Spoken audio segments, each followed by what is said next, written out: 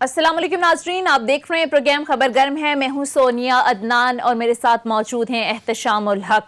नाजरीन, आज बजट 2020-21 का कौमी इक्तिसादी सर्वे पेश किया गया है, जिसमें मौजूदा जो माली साल के 9 माह के इकनॉमिक इंडिकेटर्स हैं उनकी तफसीलात से आगाह किया गया है।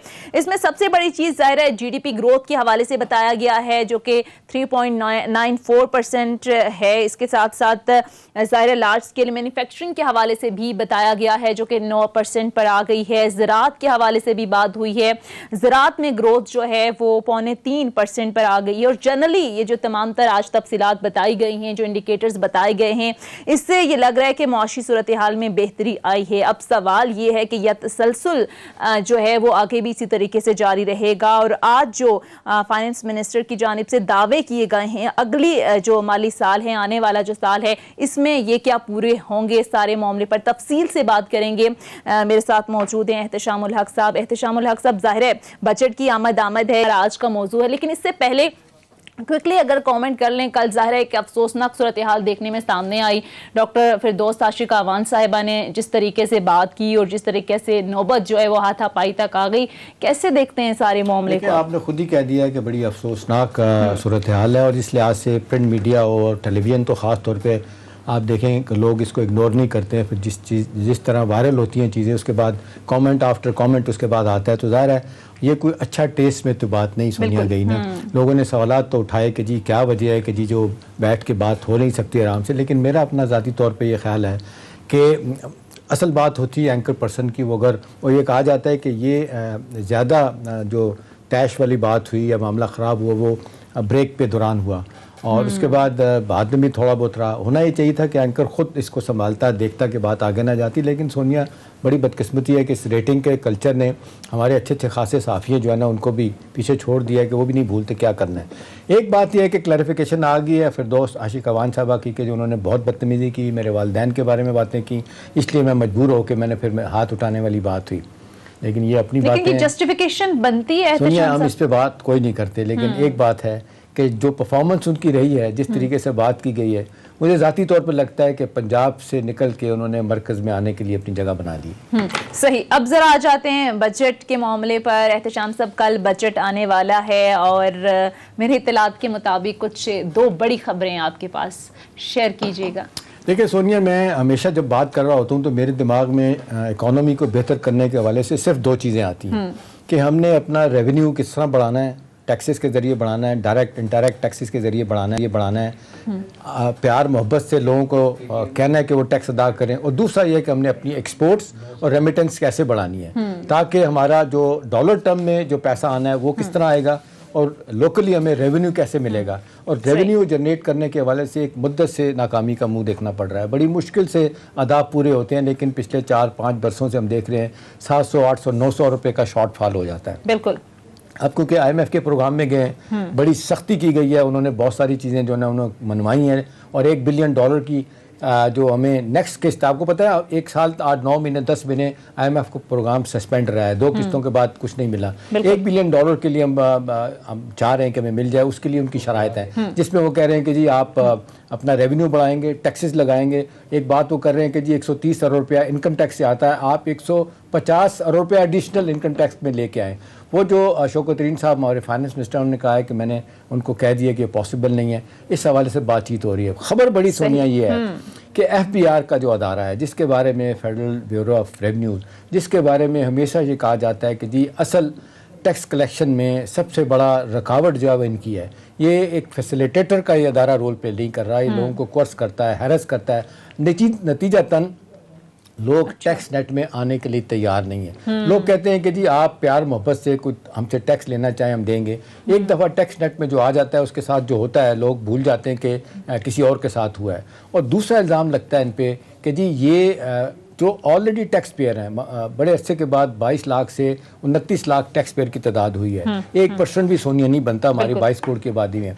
कहा जाता है कि बजाय इसके कि वो नए टैक्स पेयर तलाश करें, उस तरफ नहीं जाते। मैंने कई दफ़ा सुना है कि जी 3000 नए आइडेंटिफाई हो गए हैं, 5000 नए हो गए हैं। एक दफ़ा ये भी कहा कि जी 1 लाख नए टैक्स पेयर आइडेंटिफाई हो गए हैं। भाई वो तो 70 सालों में 29 लाख पे आज हम पहुँचे हैं, तो अब 1 करोड़ कैसे हो जाएंगे। सही। अब इस हवाले से जो बड़ी खबर है कि प्राइम मिनिस्टर साहब का बड़ा मूड ख़राब है FBR पे। अच्छा। वो इससे पहले कह भी चुके हैं कि मेरा खून खौलता है, मैं चाहता हूँ कि इस अदारे को डिसबैन कर दिया जाए। अब ये कहा जा रहा है कि जी इसमें गवर्नमेंट एक पॉलिसी लेके आ रही है, ये जो बड़े बड़े ऑफिसर्स बैठे हैं ना, इनका रोल मिनिमाइज़ किया जाएगा। पहले मरहले में तो ये बात कर भी रहे हैं कि जी हमने ये टैक्स ऑडिट का नया सिस्टम जो है ना लेके आना है। हमेशा ये होता है कि 1% 2% जो टैक्स ऑडिट में लोग आते हैं वो टैक्स फिर भी नहीं आता। वो जो लोग ऑडिट पे आ जाते हैं FBR के लोग कहते हैं जी आप तो फंस गए जी, 50 लाख देना है तो दो, 5 लाख तो जान छुड़ाओ, ठीक है ना। वो उनकी जेब में पैसा जाता है। वो कहते हैं कि अब ये इंडिपेंडेंट लोगों से हमने ये ऑडिट करवाना है, थर्ड पार्टी ऑडिट होगा। इस हवाले से कहा जा रहा है कि जी एक शबर जैदी साहब, अगरचे वो बेचारे वो भी जिस तरह छोड़ के गए, जिन हालात में हाथ खड़े कर दिए थे उन्होंने कि मुझे चलने नहीं दिया जाएगा, वो मुसलसल प्राइम मिनिस्टर के साथ राब्ते में, उनकी टीम में, उन्होंने बड़े अच्छे मशवरे दिए हैं। और सोनिया, इस दफ़ा कहा जा रहा है कि कराची के जो खबर में चीज़ें आ रही हैं कि कराची के टॉप के जो बिजनेसमैन हैं ना, उन्होंने बैठ के प्राइम मिनिस्टर को अश्योर करवाया है कि जी आपको टैक्स का मसला कोई नहीं होगा। अगले साल का 6,000 अरब रुपये का जो टैक्स का रेवेन्यू है, कहने वाले लोग कहते हैं 7,000 अरब भी हम करके दे देंगे, लेकिन फॉर हेवन सेक ये जो क्वेश्चन, ये हैरेसमेंट जो हमारे साथ होती है, इसको रुकवाया जाए। उसके लिए प्राइम मिनिस्टर ने, हो पाएगा? देखिए सोनिया, ये हो सकता है, इसके लिए पॉलिटिकल विल की जरूरत है। मुझे पता है कि कई बरसों से मामला आ रहा है। पहले आप देख लें कि जब मुशर्रफ साहब आए थे तो उन्होंने एक, आपको पता है माशाल्लाह का खौफ होता है करते, उस तरह माशाल्लाह नहीं रहा, लेकिन फौजी हुकूमत से 650 अरब से 1100 रुपये का सालाना रेवेन्यू आना शुरू हो गया था। लेकिन उसके बाद से मुसलसल फिर कम होना शुरू हुआ। जब मुशर्रफ साहब को सियासत का चस्का पड़ गया तो वो भूल गए कि इकोनॉमी को कैसे ठीक करना है। अब ये है कि जी ये तय किया गया है कि जी मिनिमाइज किया जाएगा FBR के लोगों का रोल। पैरेलल मले में प्राइवेट सेक्टर से जो लोग लाए जाएंगे वो ऑडिट के अंदर लेके जाएंगे, थर्ड पार्टी ऑडिट होगा। वो इनके लोग ऑडिट नहीं करेंगे, जो बंदा, वो कहते हैं 3 से 4% लोग जो है ना, उनका कुरा निकाला जाएगा जी किनको देखना चाहिए कि जी आना चाहिए कि नहीं चाहिए टैक्स नेट में, ठीक है ना। तो वो थर्ड पार्टी करेगी और वो कहा जा रहा है कि इंडिपेंडेंट लोगों को लाया जाएगा जो दयानतदारी से काम अपना करेंगे। तो ये अब सबसे बड़ी बात है सोनिया, पहली दफ़ा ये कहा जा रहा है कि जी छोटा दुकानदार है, बड़ा है, कॉर्पोरेट सेक्टर के लोग हैं, इंडस्ट्रियलिस्ट हैं, वो ये यकीन दहानी करवा रहे हैं कि जी आप FBR के सिस्टम को ठीक कर दें, हमारा क्वेश्चन हैरेसमेंट ख़त्म कर दें।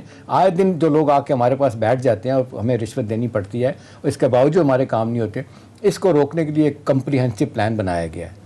उसमें कहा जा रहा है कि जी जो नई तजावीज़ दी हैं उनको स्पेयर हेड कर रहे हैं फाइनेंस मिनिस्टर, वो बता रहे हैं कि जी मैं आपको करके बताऊंगा। और कुछ लोग तो कहते हैं जी बड़ी एरोगेंट है, ये कभी भी चीज़ें नहीं होंगी। भाई एरोगेंस को छोड़े, अगर वो डिलीवर करके कोई दे सकते हैं तो हमें क्या लगा कि एरोगेंस है या नहीं है। सवाल यह है कि FBR का अगले साल का 8 ट्रिलियन का टोटल बजट होगा सोनिया, 8,000 अरब का, उसमें से 6,000 अरब रुपये जो है ना वो रखना है इन्होंने रेवेन्यू के लिए। ये अगर रेवेन्यू जनरेशन आ जाती है, छोटे टैक्स पेयर देते हैं, बड़े दुकानदार देते हैं, बड़ी बड़ी, इसमें क्या कहना चाहिए, जो आप कहना चाहिए, ये जिस तरीके से आपकी जना मार्केट है और इसी तरह से लाहौर की बड़ी बड़ी मार्केटें हैं, ये लोग देखें ना, ये कुछ 30-35 लाख से ज़्यादा पूरी मार्केट टैक्स नहीं देती। इनको टैक्स नेट में प्यार मोहब्बत से लाया जाता है और एक सिस्टम लेके आ जाते हैं जो कह रहे हैं यूनिवर्सल सेल्फ असेसमेंट स्कीम के तहत आपको कोई मसला नहीं है, आप घर बैठ के आप फाइल कर देंगे जी मैंने इतना पैसा कमाया, ये मेरा टैक्स है, या आपने कुछ नहीं कमाया तो आप कह दें जी मैंने कुछ नहीं कमाया, तो आपकी बात को सब समझा जाएगा, ठीक है ना। तो इस हवाले से लग रहा है कि चीज़ें ठीक होने जा रही हैं। मुझे ज़ाती तौर पर इस लिहाज से बड़ी मुझे खुशी हो रही है कि टैक्स के निज़ाम को ठीक करने के लिए डायरेक्ट टैक्सेस की बात हो रही है कि इनडायरेक्ट टैक्सेस नहीं, कि दूध पे भी आप टैक्स दे रही हैं, माचिस की डिबिया ले रही हैं उस पर भी टैक्स दे रही हैं। वो कह रहे हैं कि जी इनडायरेक्ट टैक्सेस आज भी हम 75% हैं, चाइना में भी इस वक्त भी 70-75% के करीब हैं, लेकिन वहाँ सिस्टम और है। डायरेक्ट टैक्सेस लेके जाएंगे और दूसरी टैक्सों में वो कहते हैं कि इस वक्त अगर सूबों और मरकज के टैक्स देखें सोनिया तो 35 टैक्स हैं, वो कह रहे हैं कम करके सिर्फ 2 टैक्स कर देने, एक इनकम टैक्स होगा, इनडायरेक्ट टैक्सेस भी आप कह रहे हैं कि कम कर देंगे, टैक्सेस को तो वो कहते हैं आहिस्ता आहिस्ता हम खत्म करेंगे। ये एक गलत तरीका है टैक्स लगाने का। तो दूसरा तरीका मिनी बजट के जरिए के भी होता है, कुछ लोग खर्चे का इजहार कर रहे हैं, शायद मिनी बजट में भी टैक्स लगे, लेकिन डायरेक्ट टैक्सेस में अगर जनरल लोगों को आप टैक्स उनसे लेते हैं तो मेरा ख्याल है लोग देने के लिए तैयार हो जाएंगे। एक सिर्फ इनकम टैक्स रह जाएगा और दूसरा कंजम्पशन पे, जो आप खाते हैं पीते हैं उस पर टैक्स होगा। सारी दुनिया में यही 2 टैक्स दिए हैं, तो ये अगर कर लेते हैं सोनिया तो मेरा ख्याल है कि हमारी तकदीर जो है ना वो बदल सकती है। अब देखना ये है कि इसमें इनको पॉलिटिकल पार्टी से कितना ताउन होगा। माजरत के साथ जब पार्लियामेंट में जाएंगे जाएंगे तो आप देख लें जो गवर्नमेंट ऑफ द डे होती है उसके लिए अपोजिशन जो मसाइल पैदा करती है उन्हें कोई परवाह नहीं होती कि खुदा ना खास्ता मुल्क का क्या बनेगा। वो कहते हैं गवर्नमेंट नीचे आ जानी चाहिए, हम आ जाएं, आके बैठ जाएं। कई बरसों से हम यही तमाशा देख रहे हैं, तो खुदा का वास्ता अगर ये तमाशा ख़त्म हो जाता है और ये FBI पहली मरतबा जिस तरीके से प्लान किया गया है, और मेरा दिल खुश हो रहा है कहते हुए कि इसमें बड़े बड़े बिजनेसमैन, बड़े बड़े हमारे इंडस्ट्रियलिस्ट और जिसको कहना चाहिए ट्रेडर्स, वो सारे बैठ के हुकूमत को यकीन दहानी करा रहे हैं।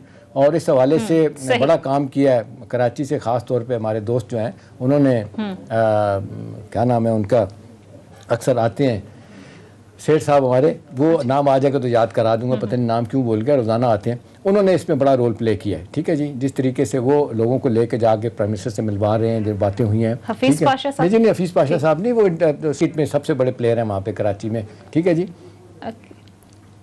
कौन? अच्छा, बहरहाल वो है इसमें, इस हवाले से और बहुत सारे लोग जो है इनका इसमें बड़ी कंट्रीब्यूशन है। अच्छा एहतशाम साहब, IMF के हवाले से मोस्टली ये कहा जाता है कि हमारा बजट जो है वो IMF ही बनाते हैं, जनरली ये कहा जाता है। बहुत सारी IMF की शराइत ऐसी होती हैं जिनको जहन में रख कर ही बजट बनाना पड़ता है। मिसाल के तौर पर टैक्स कलेक्शन की जिस तरह से आपने बात की, तो ये भी IMF की शर्त है। पिछली मरतबा भी उनकी जानिब से टारगेट दिया गया था, इस मरतबा भी टारगेट दिया गया है। बिजली की कीमतों में इजाफे के हवाले से बात की गई है। तो आपको लगता है कि IMF के दबाव में ये बजट बनाया गया इस बार भी, या इस बार थोड़ी सी सूरत हाल मुख्तलिफ है? सोनिया, एक लिहाज से तो मुख्तलिफ है कि पाकिस्तान की तारीख में पहली मरतबा मैं देख रहा हूँ कि फाइनेंस मिनिस्टर साहब ने 3 मरतबा कम अज़ कम 3 ओकेजन्स पे ये बात की है कि IMF हमें जो कह रहा है कि जी टैरिफ लाइन आप बढ़ाएं, यानी बिजली के नर्ख जो उसको बढ़ाए जाएं। ठीक है ना, वो कहते हैं कि हमने उनको कह दिया कि जी पॉइंट ब्लैंक हम ये नहीं कर सकते। ठीक है, वो जिस तरीके से 5 से 8% बिजली बढ़ाने की बात हो रही है, वो कहते हैं कि जी नहीं करेंगे। दूसरा वो कह रहे हैं कि जी इनकम टैक्स की मद में जो 130 अरब रुपए आता है, 150 अरब रुपया और कलेक्ट अकील करीम डैडी हमें ज्वाइन कर चुके हैं। मैं डैडी साहब की बात कर रहा था, डैडी साहब की बात कर रहा था। डैडी साहब, मैं वही बात कर रहा हूँ और मुझे जो इत्तला मिली थी, और अच्छा है कि बहुत अच्छा हो गया आपसे मेरी बात हो रही है। मैंने कहा जी मैं खबर, एक खातून ने मुझे कहा जी आपके पास बड़ी है, तो मेरी खबर ये है कि आपकी कम्युनिटी ने माशाल्लाह आपने बड़ा इस हवाले से डैडी साहब काम किया है कि प्राइम मिनिस्टर साहब को उनकी टीम को ये श्योर करवाया कि जी FPR के सिस्टम को आप बेहतर करवा दें, हैरेसमेंट का सिलसिला ख़त्म करवा दें, सेल्फ असेसमेंट स्कीम को प्रॉपर तरीके से ले आएँ और लोगों को मौका दें कि वो टैक्स दें। उस हवाले से मैंने बताया कि जी एक बहुत बड़ा जिसको कहना चाहिए इत्तफाक हुआ इस हवाले से, आप लोग भी सपोर्ट करेंगे। और प्राइम मिनिस्टर साहब जो कहा करते थे गुस्से में आके कि मेरा दिल चाहता है कि मैं FPR को डिसबैन कर दूँ, अब लग रहा है कि सूरत हाल बदल ली है। तो आपको लगता है कि ये जो 6,000 अरब रुपये का टैक्स कलेक्शन का ये टैक्स हदफ रखने जा रहे हैं 8,000 अरब में कि टोटल आउटले जो इसका बनेगा, ये आप लोग सपोर्ट देंगे? और ये पहली मरतबा कहा जा रहा है कि हर तबके के लोग हुकूमत को इस हवाले से सपोर्ट दे रहे हैं। देखिए, कोई भी बिजनेसमैन टैक्स रोकना नहीं चाहता, देना चाहता है। लेकिन ये बात सही है कि FPR एक इशू है, लेकिन पाकिस्तान में हम सिर्फ FPR की हद तक ब्लेम नहीं दे सकते। पाकिस्तान में अक्रॉस द बोर्ड रुकावटें हर जगह डाली जा रही है।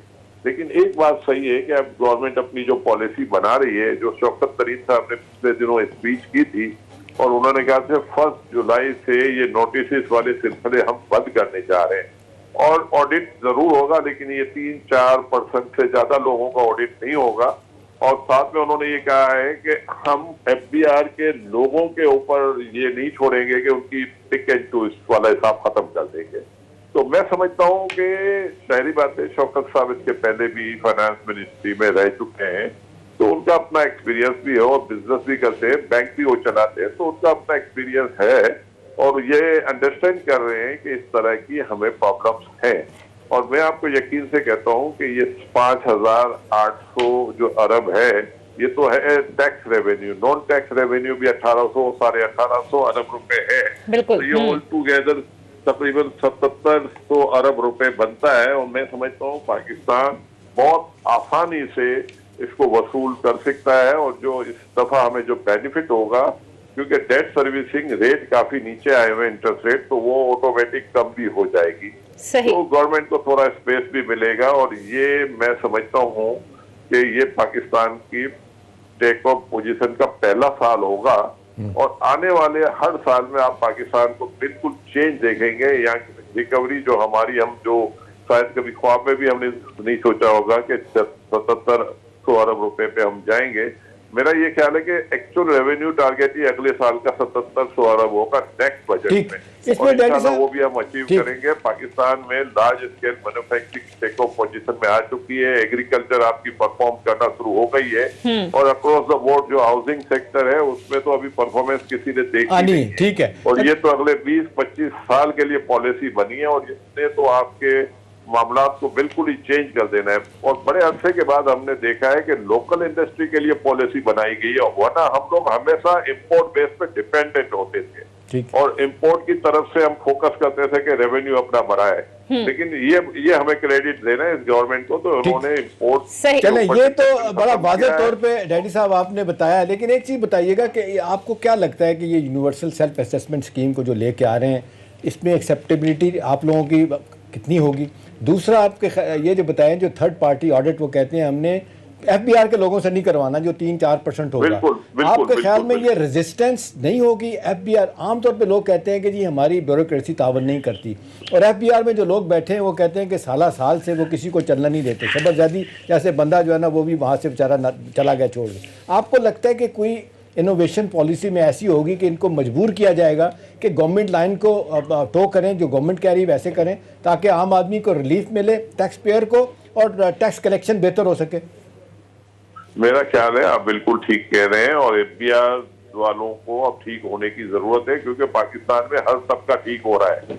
हर जगह प्रॉब्लम थी, सब अपनी अपनी प्रॉब्लम से अब अपने आप को बाहर निकाल रहे हैं। पहले पाकिस्तान में हाउसिंग सेक्टर में रियल एस्टेट की एक्चुअल वैल्यू पे ट्रांसफर नहीं होती थी, लेकिन अब लोग रियल वैल्यू पे ट्रांसफर कर रहे हैं। गवर्नमेंट ने अब उनको आदी बना दिया है, और गवर्नमेंट ने जो आपका ट्रांसफर फीस थी उसको कम कर दिया है। तो मैं ये समझता हूँ कि अब अपने आप को सबको ठीक करने की जरूरत है। अब पाकिस्तान में ये हमें करना पड़ेगा। लोगों की इनकम भी हम बढ़ रही है, बिजनेस एक्टिविटीज भी बढ़ रही है, लोग कारोबार की तरफ मायल हुए हैं। तो मेरा नहीं ख्याल है कि एफबीआर को एक ऐसा इदारा है जो, अगर गवर्नमेंट अच्छी पॉलिसी बनाएगी, आपको अब्दुल्ला यूसुफ का दौर याद होगा। अब्दुल्ला यूसुफ के दौर में आप किसी को नोटिस नहीं भेज सकते थे, बिल्कुल। तो आप और इसमें समझते हैं कि वो दौर वापस आएगा। और यकीन करें, मैं ये गवर्नमेंट अगर पॉलिसी इंट्रोड्यूस कर देगी तो आप देखना कि ये पाकिस्तान के लिए 5800 का जो टारगेट है, ये इसको भी एक्सीड कर जाएगा। अकील भाई, एक चीज़ बताइएगा कि अभी जो नई चीज़ें आ रही हैं उसमें एक नई इनोवेशन, तो खैर पहले भी उस पर काम होता रहा, लेकिन इस दफ़ा बड़े सिस्टमेटिक तरीके से, जिस तरह आज फाइनेंस मिनिस्टर साहब ने भी बात की है कि स्मॉल एंड मीडियम एंटरप्राइजेस के लिए एक बहुत बड़ा प्लान लेके आ रहे हैं कि स्टेट बैंक जो है ना 1 करोड़ तक जो है ना वो कर्जा दे सकेगा, और बड़े नॉमिनल इस पे इंटरेस्ट रेट पे होगा। और कहा जा रहा है कि इस पे कोलेट्रल भी नहीं मांगे जाएंगे, मतलब एक बंदा जो कर्ज लेने वाला है उससे नहीं कहा जाएगा कि बताएं जी आपके पास कोई चीज़ है जिसके अगेंस्ट आप ले रहे हैं। आप इसको कैसे देखते हैं, कितना प्रमोट करेगी ये एक्टिविटी? लोग इसमें स्टेट बैंक से कर्जा लेके अपने छोटे मोटे कारोबार शुरू कर सकेंगे? आप यकीन करें, हमें जो कामयाबी मिलेगी ना, ये हम सोच भी नहीं सकते। आपको सिर्फ बैंकिंग सिस्टम की एक बात बता दूं, पहले ये टी बिल और पीआईबी खरीद के बैठ जाते थे, उनकी कोई एक्टिविटीज होती नहीं थी। अब आप देखें कि पिछले दिनों जो आपको प्राइवेट बोरोइंग के जो नंबर आए, अनबिलीवेबल नंबर आए, काफी इंक्रीज हुए।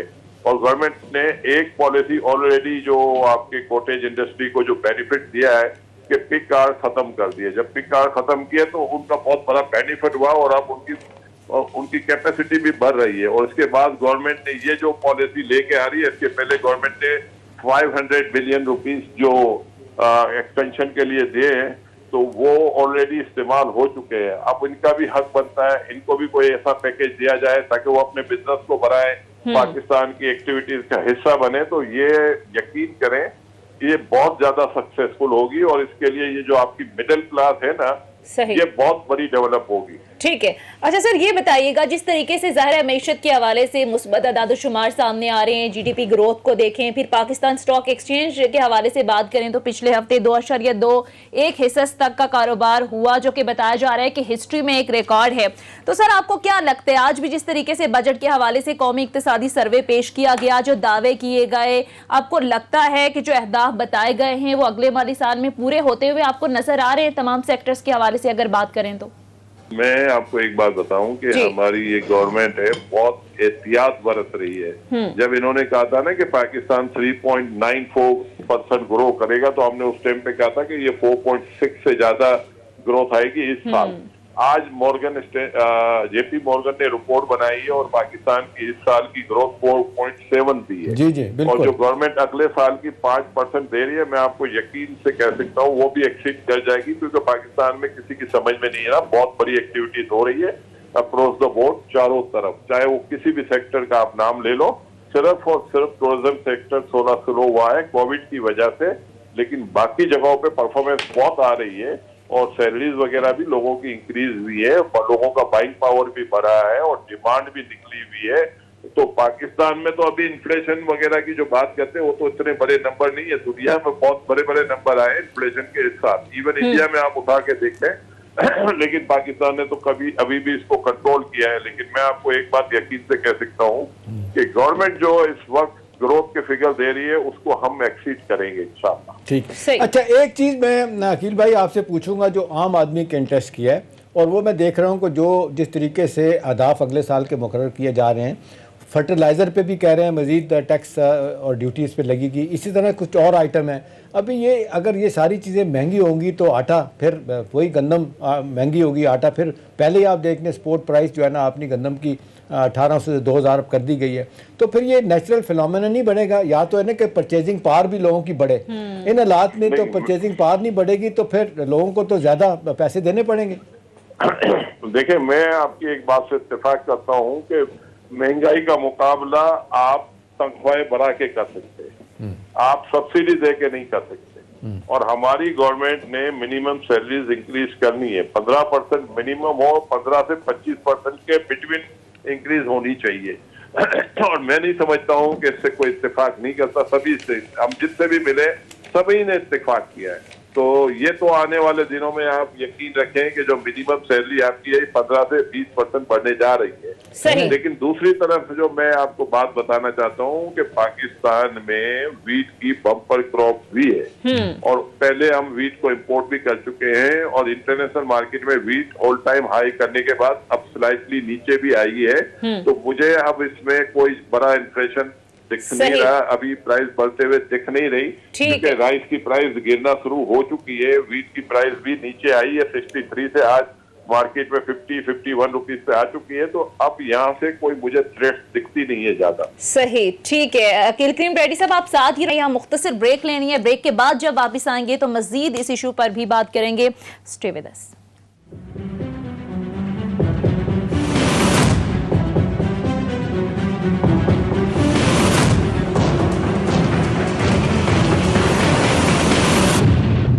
ब्रेक के बाद खुश आमदीद। एहतशाम साहब, जिस तरह से ब्रेक पर जाने से पहले भी बात हो रही थी कि हम देख रहे हैं कि रिकॉर्ड बम्पर क्रॉप, हुकूमत के इतने सारे दावे वादे, मैशत के हवाले से मुस्बत अदादो शुमार, लेकिन फिर भी महंगाई और फूड सिक्योरिटी एक बहुत बड़ा चैलेंज बना हुआ है। आपको लगता है कि आने वाले दिनों में इस पर कंट्रोल हो पाएगा, जिस तरीके से बात हो रही है कि मैशत ट्रैक पर आ गई है? अच्छी खबरें आ रही हैं। की मौजूदगी का फायदा उठाते हुए मेरा ख्याल है उनसे सवाल ही करते हैं, सिवाय एक बात कहने के कि जिस तरीके से मूडीज इंटरनेशनल तो देखें न्यूयॉर्क बेस्ड जो क्रेडिट रेटिंग एजेंसी है, ठीक है ना, और इस तरह स्टैंडर्ड एंड पुअर है वो दूसरी एजेंसी है जो जिनकी बात बहुत सुनी जाती है, जेपी मॉर्गन है उनको देख लें, फिर वर्ल्ड बैंक को देख लें, फिर इसके अलावा उनका वॉल स्ट्रीट जर्नल वाले वो भी कहते हैं कि पाकिस्तान की इकोनॉमिक टर्न अराउंड जो है ना हो रहा है। बिल्कुल। अब सवाल इस वक्त ये है अकील भाई कि जो आज फाइनेंस मिनिस्टर ने भी एक बात की है आम आदमी के हवाले से, लोग कहते हैं जी बड़े लोगों की तो बात करते हैं, हमारी कोई बात नहीं करता। उन्होंने भी एक बात की है कि जी हमारा total focus bottom up approach पे है और ये कि जी ट्रिकल डाउन इफेक्ट्स होना चाहिए कि इकोनॉमी के फ्रूट जो है ना इसके समरात आम आदमी तक पहुँचे। तो आपको लगता है कि जिस तरीके से इंडस्ट्रियल ग्रोथ होने जा रही है, एग्रीकल्चर में नई चीज़ें लेके आ रहे हैं, रेवेन्यू बढ़ाने की बात हो रही है और इसी तरीके से निजकारी होने जा रही है मुख्तलिफ वालों से, उसके लिए प्राइवेट बोर्ड बनाएंगे, आपको लगता है कि ट्रिकल डाउन इफेक्ट होगा इसका? देखिए, जब अच्छी पॉलिसी आप बनाएंगे तो इससे एक फायदा होगा कि ये आपकी जो पॉलिसी है उसका जो बेनिफिट है वो हर आदमी तक पहुंच जाता है। हमारे मुल्क में अगर हम अच्छी पॉलिसी बनाते हैं और लोगों की बेरोजगारी को दूर कर देते हैं तो ये बहुत बड़ी बात है। क्योंकि अभी तक हमने कोई ऐसी पॉलिसी पहले कभी दी नहीं है। लेकिन पहली दफा मैं आपको यकीन से कह सकता हूँ कि जब भी मैं टेक्सटाइल वालों से हम बात करते हैं, वो कहते हैं हमें बंदे नहीं मिलते। फिर हम हाउसिंग वालों से बात करते हैं, बोलते हैं इस वक्त थोड़ी सी इशू है क्योंकि काम बहुत हो रहा है और लेबर इतनी आसानी से नहीं मिलती। फिर एक्सपेंशन स्टील में, सीमेंट में, हर जगह हो रहा है, तो वहां भी यही सिचुएशन है। फिर एग्रीकल्चर के हवाले से भी हम कह सकते हैं कि नहीं, वहां भी माशाल्लाह इतनी बम्पर क्रॉप हो रही है और फर्टिलाइजर रिकॉर्ड बिकी है। तो जब फर्टिलाइजर बिकी है तो सुने, आप सोचें कि फर्टिलाइजर से तो क्रॉप ही आती है मार्केट में, तो ये भी रिकॉर्ड तोड़ेगी अपने। तो जब लोगों को रोजगार मिलता है ना, तो फिर आप ये समझ लें कि इशू इतना बड़ा नहीं रह जाता। अब क्या रहता है कि इंटरनेशनली आप जाके देखें कि सैलरीज लोगों की बढ़ बहुत गई है। आप चाइना के पास लेबर काफी महंगी है, बाकी जगहों पे लेबर महंगी है, तो सिर्फ पाकिस्तान, बांग्लादेश है जिनके पास सस्ती लेबर है। तो हम इसके असल बेनिफिशियरी बनेंगे। हमारे पास आप आईटी में देखें कि हमने रिकॉर्ड बिजनेस किया है। आप ये देखें कि पहले आईटी में के लोग बेचारे जॉब के लिए जाते थे, 25, 30, 40 हजार से ज्यादा उनको तनख्वाह कोई ऑफर नहीं करता था। अब तो इनिशियली स्टार्ट में इनको 90,000 लाख मिलना शुरू हो गया है। बिल्कुल। तो मैं ये कह रहा हूँ कि हम ये गवर्नमेंट को क्रेडिट दें कि across the board her area में कुछ ना कुछ वो कर रहे हैं। आप नॉर्दर्न एरियाज में चले जाएं, कितनी डेवलपमेंट हो रही है, कितनी कंस्ट्रक्शन हो रही है। आप सोचे क्या वहां का लोग पहले कराची काम करने आता था, लाहौर आता था, तो उनको जरूरत क्या है? जब उनके अपने इलाके में उनको जॉब मिल रही है तो क्यों जाएंगे कराची? और इस हवाले से रेड्डी साहब ये भी बताइएगा कि ये जो अभी टेक्सटाइल का आप जिक्र कर रहे हैं, एक मुद्दत से आप देख लें टेक्सटाइल सेक्टर हमारा बैठ गया। 150 करीब इंडस्ट्री जो है ना वो पंजाब से भी बंद हो गई और सिंध से भी बंद हो गई। ये पहला साल है, ये अगरचे कोविड लोग कहते हैं ब्लेसिंग इन डिस्गाइज हमारे लिए हुआ, रीजन की सारी इकोनॉमीज़ की एक्सपोर्ट कम हुई, हमारी बढ़ गई।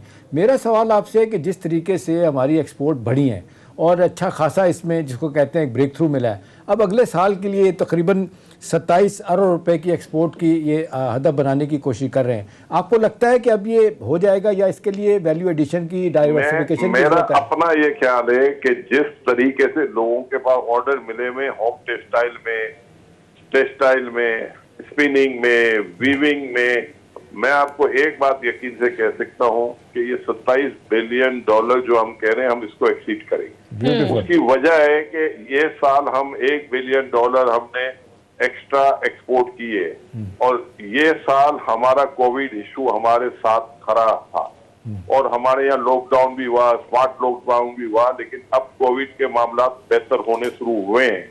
तो अगले साल ये सिचुएशन नहीं होगी, आपकी प्रोडक्शन भी बेहतर होगी, आपके मुल्क में एक्सपेंशन बहुत ज्यादा हो रही है, आपको ऑर्डर भी बहुत मिले हैं। सिर्फ मेरा दिल ये मानता है कि 2 बिलियन डॉलर तो हम एक्सेस एक्सपोर्ट करेंगे आईटी सेक्टर। Very good. और हमारा ये जो आपका है ना लाइव स्टॉक और डेयरी, ये भी अब परफॉर्म करना शुरू हो गया है। यहाँ भी हमारे पास ऑर्डर बहुत है। बिल्कुल। तो कोई जगह ऐसी नहीं है जिधर पाकिस्तान को ऑर्डर ना मिल रहे हो। ये 28 से लेकर 31 बिलियन डॉलर इन बिटवीन हम एक्सपोर्ट कर सकते हैं, क्योंकि गवर्नमेंट ने इसके पहले कभी ऐसी पॉलिसी दी नहीं है। आपको अब रिबेट मिल जाता है आसानी से, आपको सेल टैक्स रिफंड आसानी से मिल रहा है, आपको इनकम टैक्स रिफंड आसानी से मिलता है। ये पहले बड़े मुश्किल होते थे, आईटी सेक्टर में फंस जाते थे। ये डैडी साहब आईटी सेक्टर का जिक्र आपने किया है, पहली दफ़ा इस पे मेरा ख्याल है कि बहुत ज़्यादा फोकस हो रहा है। हिंदुस्तान की मिसाल दी जाती है कि 2001 में आईटी की उनकी 1 बिलियन की एक्सपोर्ट थी और 2010 में 10 सालों में 100 बिलियन डॉलर की हो गई हैं।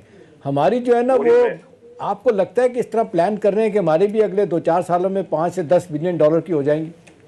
मैं तो ये कह रहा हूँ कि हमें आईटी के लिए यूनिवर्सिटी खोलने की जरूरत है। इस वक्त हमारे बच्चे को सबसे ज्यादा पैसा वहीं मिल रहा है और ये 1 बिलियन डॉलर इस साल कोविड के दौरान हमने इजाफा किया, ये बहुत बड़ी अचीवमेंट है। और मैं आपको यकीन से कहता हूँ कि 10 बिलियन डॉलर अगले 2-3 साल में हम आराम से हो सकते हैं। और आईटी में, इक्विटी मार्केट में जितनी भी आईटी की कंपनी लिस्टेड है, उनके रिजल्ट भी अच्छे आ रहे हैं, उसमें उनमें लोगों का हम इंटरेस्ट भी देख रहे हैं। अब तो प्राइवेट इक्विटी फंड भी एक्टिव हो गए, वेंचर फंड भी एक्टिव हो गए। ये पाकिस्तान में पहले कभी हमने ना सुना था ना देखा था। तो ये बहुत सारी जगहों पे बहुत सारे लोग अब आए हुए हैं और माशाअल्लाह अब वो काम हो रहा है जो 1990 और 95 में इंडिया में हुआ था।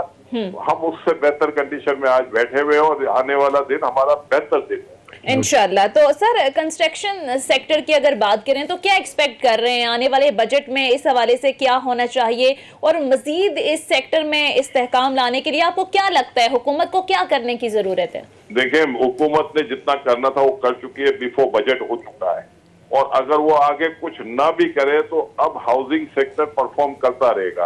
अगले 20 साल तक आपके मुल्क में डिमांड रहेगी, क्योंकि हमारे मुल्क में पहले गरीब आदमी मकान नहीं खरीद सकता था, मिडिल क्लास वाला मकान नहीं खरीद सकता था, वो मैक्सिमम किराए का मकान हासिल करता था। अब आपका जो 30-40 हजार रुपए तनख्वाह लेने वाला आदमी अपना मकान खरीद सकता है, मॉर्गेजेस पे कर सकता है, जितने गवर्नमेंट ने उनको सब्सिडी दी है, 90% टैक्स फ्री है। और दूसरा जो आपको फायदा है कि 4% पे आपको इंटरेस्ट रेट पे पैसा मिलेगा, 20 साल का इंटरेस्ट 4% पे आपको मिलेगा, और ये कोई बहुत बड़ी अमाउंट नहीं होगी। आम आदमी उसकी किस्तें आराम से दे सकता है। जो 20,000, 25,000 या 15,000 रुपए किराए पे मकान लेने वाला अब किस्तें दे के मकान का मालिक बन जाएगा 10 से 15,000 रुपए, और गवर्नमेंट उनको 3 लाख रुपए सब्सिडी देगी फी मकान। तो ये पॉलिसी, आप लोग कहते हैं ना कि आम आदमी को क्या फायदा, इस वक्त पॉलिसी गवर्नमेंट जो भी बना रही है इंडस्ट्री के लिए बनाती है, लेकिन फायदा वो घूम फिर के दिखता है कि नीचे जाएगा। तो ये फायदा जब नीचे जाएगा तो हमारी जो डिमांड है ना, ये खत्म नहीं होगी। ठीक है, हमारे यहाँ 1 करोड़ मकान की डिमांड है लो हाउसिंग में, और लो हाउसिंग में अगर हम 3 लाख पहले साल, दूसरे साल 3.5 लाख, उसके तीसरे साल 4 लाख, तो ये डिमांड अगले 20 साल तक रहेगी। सही। और आपकी इंडस्ट्री को अपना तो आप कह रहे हैं कि सूरत हाल कंस्ट्रक्शन से अगर बात करें तो काफी हद तक बेहतरी आ चुकी है। बहुत बहुत शुक्रिया। हमारे मुआशियात अकील करीम रेड्डी साहब हमारे साथ मौजूद थे। नाज़रीन, गुफ्तगू का सिलसिला जारी रहेगा, या एक मुख्तसर ब्रेक लेते हैं, ब्रेक के बाद वापस आएंगे। Stay with us.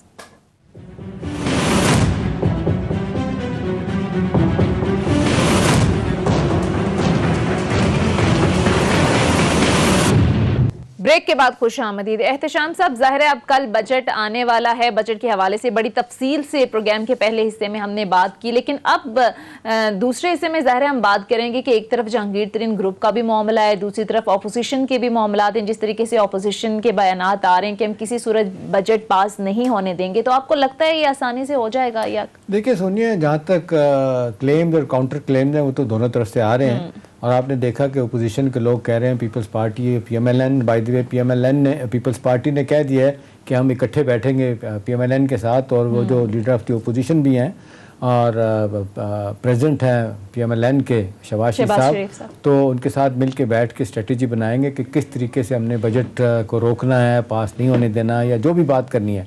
लेकिन दूसरी तरफ आप देख लें, कल प्राइम मिनिस्टर भी अपने एलाइज के साथ बैठ रहे हैं। एक स्पेशल उन्होंने टास्क दे दिया है अपने चौधरी सरवर साहब को कि जी आप मेक श्योर करें। उन्होंने आज रात लोगों को डिनर पे बुलाया हुआ है, सारे गवर्नमेंट एलाइज को भी और PTI के सारे लोगों को। मकसद सिर्फ यही है कि कोई बंदा इधर उधर ना हो जाए। इसमें जहांगीर तरीन ग्रुप खौफ है, आप कह रहे हैं? देखिए खौफ है, लेकिन बहुत से हवालों से जहांगीर तरीन ग्रुप के साथ जो सब बातें समझ आती हैं कि हाथ होला हो गया, चीज़ें बड़ी हद तक मैनेज हो गई। इसी तरह से वो डेवलपमेंट प्रोजेक्ट के हवाले से एक और ग्रुप 13 लोगों का बना था, जो MP अब्बास साहब हैं कोई, उनकी तो वो भी लगता है किसी हद तक चीफ मिनिस्टर साहब ने उनको मना लिया अपनी बातों में। लेकिन again nothing can be said कि कल इजलास होगा तो क्या होगा। लेकिन आमतौर पर हमने ये देखा है कि सबसे अहम चीज़ होती है कि बजट स्पीच जब शुरू होती है तो पहले तो ये होगा कि सेशन से ही लोग पॉइंट ऑफ ऑर्डर पे खड़े हो जाएंगे और वो कहेंगे जी देखिए आज बजट वाले दिन पॉइंट ऑफ ऑर्डर नहीं होता, स्पीकर कहेंगे, लेकिन इसके बावजूद वो बोलते रहेंगे, डिसरप्ट करेंगे, शोर मचाएंगे। और फिर जब उनकी तकरीर शुरू होगी तो मैं तो एक मद्दत से देख रहा हूँ कि फाइनेंस मिनिस्ट्री की जब बजट तकरीर शुरू होती है तो शोर होगा इंतहा पे होता है, लेकिन उनको कहा जाता है कि आपने वो कान पे लगाया होता है कि आपने पढ़ते चले जाना है। वो जाहिर है पढ़ते चले जाएंगे, उसके बाद थोड़ी देर के बाद या जो स्ट्रेटजी उनकी देखने अपोजिशन की क्या है वो वॉकआउट कर जाएगी। उसके बाद सुकून आ जाएगा, उसके बाद फिर बजट तकरीर हो जाएगी। पास होने वाली बात तो एकदम नहीं है ना। बजट पास होने में तो आप देखें इस पर बहस होगी, कट मोशंस आएंगी, अपोजिशन बहुत से हवालों से इंटरवीन करेगी, फिर अल्टीमेटली जाके फिर वोट आउट होगा सारा मसला। ठीक है, वो आसानी के साथ होपफुली ये हो जाएगा।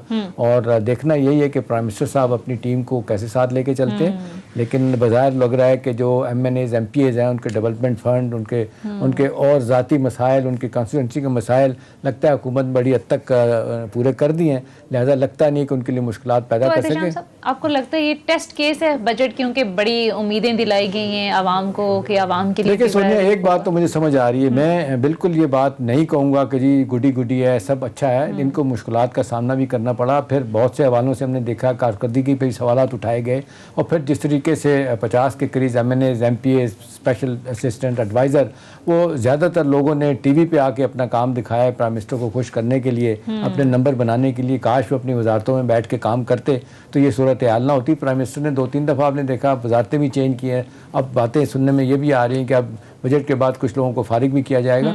तो बेहतर तो यह है कि अपनी परफॉर्मेंस दिखाते बनाते तो कुछ बात बनती। लेकिन एक चीज़ तय है कि पहले 2 सालों में ज़ाहिर है हुकूमत यही कहती रही है कि जी हमने काम करना था, हमने पॉलिसी बनानी थी। अब पॉलिसी आ गई है, long term, mid term, short term, हम इस पर इम्प्लीमेंटेशन शुरू करेंगे।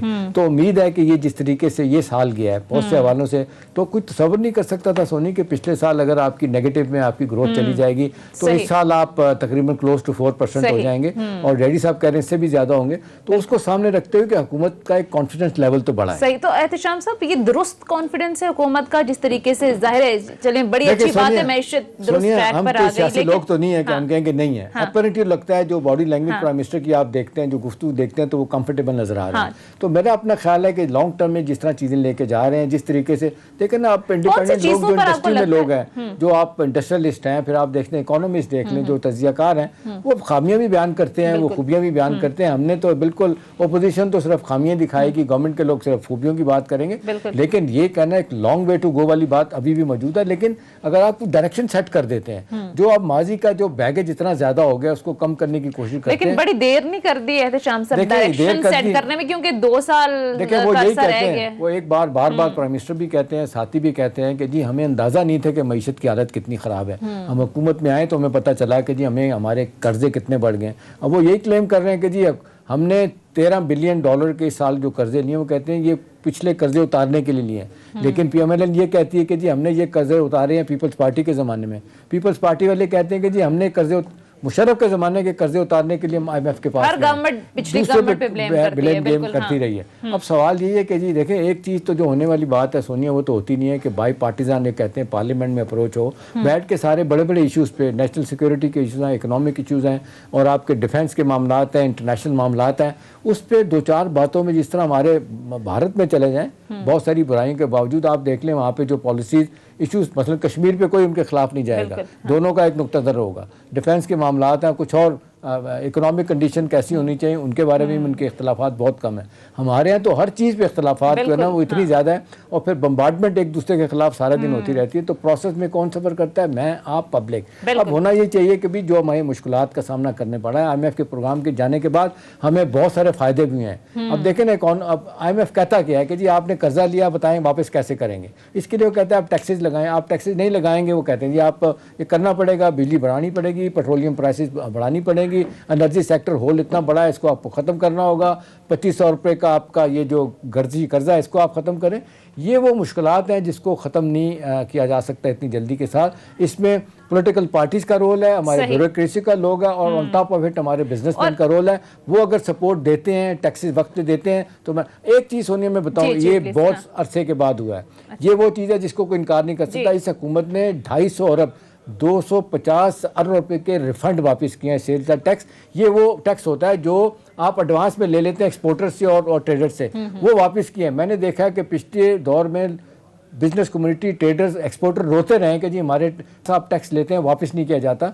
ये एक रिकॉर्ड टाइम है कि 250 अरब के टैक्सेस जो है ना ये वापस किए गए, रिफंड वापस किए गए। तो मेरा ख्याल है ये शुरुआत तो अच्छी है, लेकिन मैं ये नहीं कहूँगा सब कुछ अच्छा है, बहुत कुछ करने की ज़रूरत है। और फिर 2023 आ रहा है, प्राइम मिनिस्टर साहब आपको मेहनत और करनी पड़ेगी, अपने लोगों को तैयार करना पड़ेगा, जो डेड वुड हैं उनको हटाना पड़ेगा, जो सिर्फ काम करने वाले लोग हैं उनको आगे लाना होगा। और फिर 1 साल के बाद तो आपको कारकर्दगी और फीता कटिंग की बात आ जाएगी कि कौन कौन से आपने प्रोजेक्ट किए, उसके बाद फिर आपका टेस्ट होगा आवाम में। ठीक है, कारकर्दगी आप कह रहे हैं कि दिखानी होगी गवर्नमेंट को। बैरल प्रोग्राम का वक्त खत्म हो चुका है। बहुत बहुत शुक्रिया एहतशाम साहब आपका। नाज़रीन, ये था हमारा आज का प्रोग्राम के हवाले से फीडबैक जरूर दीजिएगा। अगले प्रोग्राम तक इजाजत दीजिए। खुदा हाफिज।